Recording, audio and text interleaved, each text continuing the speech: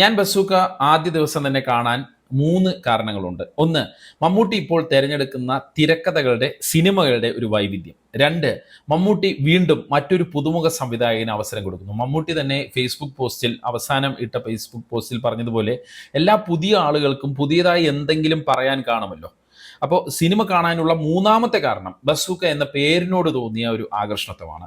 ഗെയിമർമാരുടെ ലോകം, അതുമായി ബന്ധപ്പെട്ട സംഭവ വികാസങ്ങൾ, അങ്ങനെ പോകുന്ന ഒരു തിരക്കഥയാണ്. ഒരുപാട് സംഭവങ്ങൾ പറഞ്ഞു പോകുന്ന തിരക്കഥയാണ്. ഈ പഴയകാല തിരക്കഥാകൃത്ത് കലൂർ ടെന്നീസിന്റെ മകനാണ് ബസൂക്കയുടെ സംവിധായകനും തിരക്കഥാകൃത്തും സംഭാഷണവും ഒക്കെ എഴുതിയിരിക്കുന്ന ഡീനോ ടെന്നീസ്. പക്ഷേ തിരക്കഥയിൽ വിജയിച്ച ഡീനോ, അതായത് തിരക്കഥയിൽ വിജയിച്ചു എന്ന് പറയുമ്പോൾ തിരക്കഥയുടെ ഒരു ഒഴുക്കിനനുസരിച്ച് തിരക്കഥയിൽ അദ്ദേഹം വിജയിച്ചിട്ടുണ്ടെന്നാണ് എൻ്റെ വ്യക്തിപരമായ അഭിപ്രായം.